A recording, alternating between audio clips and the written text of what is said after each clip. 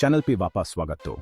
यहाँ आपको global economics and geopolitics की गहराइयों ऑफ पारे इन जानकारी मिलती तो आज of video of updates of a subscribe button and bell icon to press, don't forget. So let's start do it. BRICS group in 2009 informed was, which start in Brazil, Russia, India and China included were South Africa in 2002 इस group in included हुआ and इस थारा ये 5 देशों का coalition बन गया। इस ग्रुप का मकसद इन बढ़ते हुए इकोनॉमीज ऑफ बीच कोलैबोरेशन बढ़ाना तो साथ ही ये दुनिया की करीब 40% आबादी एंड ग्लोबल जीडीपी का करीब एक चौथा हिस्सा रिप्रेजेंट डू इट। पिछले 10 साल इन ब्रिक्स का इन्फ्लुएंस बहुत बढ़ा तो यह group IMF and world bank जैसे traditional western financial order of dominance to challenge to wants to उनका रीसेंट एंडेवर एक नया BRICS payment system introduced to इस सिस्टम के मकसद US dollar dominated SWIFT system का alternative by providing global finance in revolution bring to BRICS payment system advanced technologies का use will digital currencies and blockchain इसकी key components होंगे। इसका मकसद एक ऐसा international financial system बनाना तो जो inclusive हो and efficient हो। यह innovation global trade and finance on बहुत big impact have। इस नए payment system of launch of 159 देश इसे अपनाने के लिए तैयार हो गए हैं। यह वीडियो ऐसे इस system of creation of behind of reasons, इसके technical aspects, adoption process and global impact of बार इन explore will. BRICS payment system का एक मुख्य कारण है इकोनॉमिक इंडिपेंडेंस। बहुत सारे देश US डॉलर पर अपनी निर्भरता कम करना चाहते हैं। इंटरनेशनल ट्रेड और फाइनेंस में US डॉलर का दबदबा है। इस दबदबे की वजह से यूनाइटेड स्टेट्स का दूसरी इकोनॉमीज पर बहुत ज्यादा दबाव रहता है। चाहिए डी डॉलराइजेशन एक और महत्वपूर्ण लक्ष्य है। डॉलर का एक विकल्प बनाकर ब्रिक्स का लक्ष्य ग्लोबल करेंसी रिजर्व्स को डाइवर्सिफाई करना चाहिए। यह कदम मेंबर कंट्रीज को डॉलर के उतार चढ़ाव से बचा सकता है। यह US इकोनॉमिक पॉलिसीज का उनकी इकोनॉमीज पर पड़ने वाले प्रभाव को भी कम कर सकता है। इंक्लूसिविटी भी एक प्रेरक शक्ति है। छोटे और डेवलपिंग नेशंस को अक्सर वर्तमान ग्लोबल फाइनेंशियल सिस्टम से बाहर रखा जाता है। ब्रिक्स पेमेंट सिस्टम का उद्देश्य ज्यादा इंक्लूसिव होना है ताकि इन देशों को इंटरनेशनल फाइनेंस तक बेहतर पहुंच मिल सके। यह इंक्लूसिविटी इन देशों में इकोनॉमिक ग्रोथ और स्टेबिलिटी को बढ़ावा दे सकती है। संक्षेप में ब्रिक्स पेमेंट सिस्टम को इकोनॉमिक इंडिपेंडेंस, डी डॉलराइजेशन और इंक्लूसिविटी को बढ़ावा देने के लिए डिजाइन किया गया है। ये लक्ष्य ग्लोबल फाइनेंशियल लैंडस्केप को बदल सकते हैं और पारंपरिक वेस्टर्न फाइनेंशियल इंस्टीट्यूशंस के दबदबे को कम कर सकते हैं। ब्रिक्स पेमेंट सिस्टम बिल्कुल नई टेक्नोलॉजी यूज करता है। डिजिटल करेंसीज इस नए सिस्टम का बेस हैं। ये करेंसीज ब्रिक्स देशों के सेंट्रल बैंक्स द्वारा बैक्ड होंगी। डिजिटल करेंसीज के बहुत फायदे हैं, जैसे कि ट्रांजैक्शन टाइम कम लगता है और कॉस्ट भी कम होता है। ब्लॉकचेन टेक्नोलॉजी भी एक इंपॉर्टेंट पार्ट है। ब्लॉकचेन ट्रांजैक्शंस रिकॉर्ड करने का एक सेफ और ट्रांसपेरेंट तरीका है। यह कंफर्म करता है कि सारे ट्रांजैक्शंस इम्यूटेबल और वेरीफाएबल होंगे। यह टेक्नोलॉजी फ्रॉड का डेंजर कम करती है और सिस्टम की ओवरऑल सिक्योरिटी बढ़ाती है। ये ब्रिक्स पेमेंट सिस्टम से ट्रांजैक्शन एफिशिएंसी बहुत इंप्रूव होती है। ट्रेडिशनल पेमेंट सिस्टम्स में अक्सर बहुत सारे इंटरमीडियरीज होते हैं। हर इंटरमीडियरी ट्रांजैक्शन प्रोसेस में टाइम और कॉस्ट बढ़ाता है। ब्रिक्स सिस्टम का एम इस प्रोसेस को स्ट्रीमलाइन करना है, जिससे ट्रांजैक्शंस फास्ट और चीप हों। इसके साथ ही इस सिस्टम में रेगुलेटरी कंप्लायंस के लिए स्ट्रॉन्ग मैकेनिज्म्स हों। ये इंश्योर करता है कि BRICS payment system international financial regulations follow केयर। ओवरऑल डिजिटल करेंसीज, ब्लॉकचेन और एफिशिएंट ट्रांजैक्शन प्रोसेसेस का यूज ब्रिक्स पेमेंट सिस्टम को ग्लोबल फाइनेंस में एक इंपॉर्टेंट टेक्नोलॉजिकल एडवांसमेंट बनाता हुआ है। ब्रिक्स पेमेंट सिस्टम को 152 देशों द्वारा अपनाना ग्लोबल फाइनेंस में एक बड़ा बदलाव है। ये देश एशिया, अफ्रीका, लैटिन अमेरिका और यूरोप समेत अलग अलग रीजन से हैं। हर रीजन का अपना इकोनॉमिक महत्व है, जो इस नए सिस्टम के ओवरऑल इंपैक्ट में योगदान देता है। एशिया में इंडोनेशिया, मलेशिया और वियतनाम जैसे देश इस सिस्टम को ज्वाइन कर रहे हैं। ये राष्ट्र तेजी से बढ़ती इकोनॉमीज हैं जहां ट्रेड बहुत ज्यादा होता है। इनकी पार्टिसिपेशन से पता चलता है कि इकोनॉमिक पावर अब एशिया की तरफ शिफ्टिंग हो रही है। अफ्रीका में नाइजीरिया, केन्या और इजिप्ट जैसे देशों ने इस सिस्टम को अपनाया है। अफ्रीका एक ऐसा कॉन्टिनेंट है जहां बहुत ज्यादा इकोनॉमिक पोटेंशियल अभी भी अनटैप्ड है। ब्रिक्स पेमेंट सिस्टम इन देशों में फाइनेंशियल इंक्लूजन और इकोनॉमिक डेवलपमेंट को और भी आसान बना सकता है।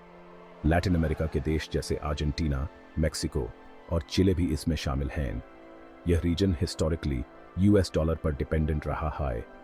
ब्रिक्स पेमेंट सिस्टम एक ऑल्टरनेटिव देता है जो पोटेंशियली इकोनॉमिक वल्नरेबिलिटीज को कम कर सकता है। यूरोपियन नेशंस जैसे टर्की और सर्बिया ने भी इंटरेस्ट दिखाया है। यह अडॉप्शन दिखाता है कि ट्रेडिशनल वेस्टर्न फाइनेंशियल सिस्टम से हटकर डाइवर्सिफाई करने की इच्छा बाज रही है। So, as of where timeline and where evolving narrative surrounding where BRICS payment system, listing where 153 countries that are purportedly joining might be speculative since there isn't a finalized, publicly available list of these countries. However, based on ongoing discussions, regional interests, and countries known to align with BRICS or express interest, I can provide a speculative list. इस list में original BRICS members, नए invited 6 members और अलग अलग regions के additional countries का एक estimated group शामिल होगा। यहाँ एक डिटेल्ड ब्रेकडाउन है। Original BRICS members 5 countries, Brazil, Russia, India, China and South Africa. Newly invited members 6 countries, Argentina, Egypt, Ethiopia, Iran, Saudi Arabia and United Arab Emirates, UAE. A speculative list of additional interested or likely participants totals a whopping 142 countries. Africa, 35 countries, Algeria, Angola, Benin, Botswana, Burkina Faso, Burundi, Cameroon, Cape Verde, Central African Republic, Chad, Comoros, Congo, Brazzaville, Congo, Kinshasa, Djibouti, Equatorial Guinea, Eritrea, Gabon, Gambia, Ghana, Guinea, Guinea-Bissau, Ivory Coast, Kenya, Lesotho, Liberia, Madagascar, Malawi, Mali, Mauritania, Mauritius, Morocco, Mozambique, Namibia, Niger, Nigeria, Rwanda, São Tomé and Príncipe, Senegal, Seychelles, Sierra Leone, Somalia, South Sudan, Sudan, Tanzania, Togo, Tunisia, Uganda, Zambia and Zimbabwe. Asia, 40 countries, Afghanistan, Armenia, Azerbaijan, Bahrain, Bangladesh, Bhutan, Brunei, Cambodia, Cyprus, Georgia, Indonesia, Iraq, Israel, Jordan, Kazakhstan, Kuwait, Kyrgyzstan, Laos, Lebanon, Malaysia, Maldives, Mongolia, Myanmar, Nepal, North Korea, Oman, Pakistan, Palestine, Philippines, Qatar, Sri Lanka, Syria, Tajikistan, Thailand, Timor-Leste, Turkmenistan, Uzbekistan, Vietnam and Yemen. Europe, 18 countries, Albania, Andorra, Belarus, Bosnia and Herzegovina, Bulgaria, Croatia, Hungary, Iceland, North Macedonia, Moldova, Montenegro, Poland, Romania, San Marino, Serbia, Slovakia, Slovenia and Turkey. Latin America and were Caribbean, 25 countries, Antigua and Barbuda, Bahamas, Barbados, Belize, Bolivia, Chile, Colombia, Costa Rica, Cuba, Dominica, Dominican Republic, Ecuador, El Salvador, Grenada, Guatemala, Guyana, Haiti, Honduras, Jamaica, Nicaragua, Panama, Paraguay, Peru, St. Kitts and Nevis, St. Lucia, St. Vincent and Grenadines, Suriname, Trinidad and Tobago, Uruguay and Venezuela. Oceania, 10 countries, Australia, Fiji, Kiribati, Marshall Islands, Micronesia, Nauru, New Zealand, Palau, Papua New Guinea, Samoa, Solomon Islands, Tonga, Tuvalu and Vanuatu.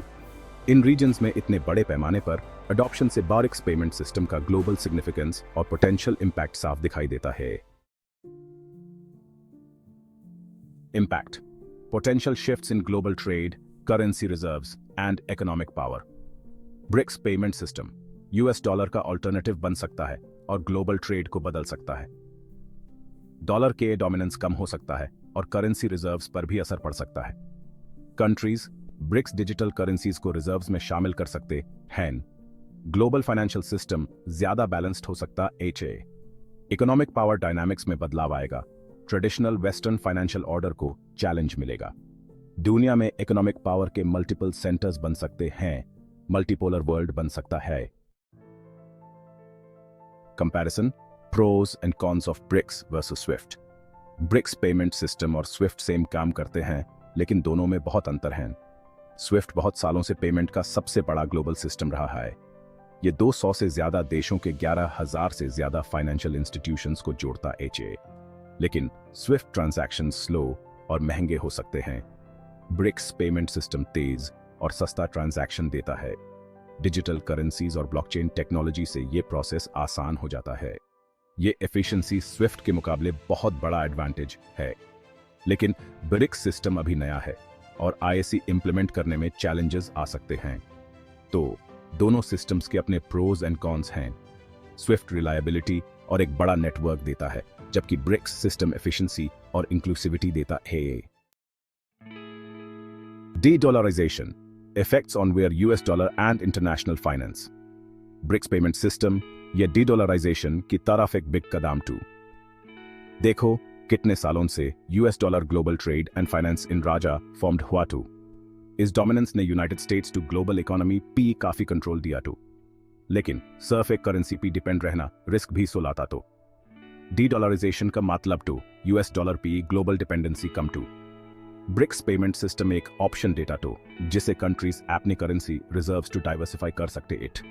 यह diversification dollar of ई पर नीचे होने से होने वाले नुकसान तो कम कर सकता तो, एंड ये यूएस की इकोनॉमिक पॉलिसीज का दूसरे देशों पे पड़ने वाला असर भी कम कर सकता तो।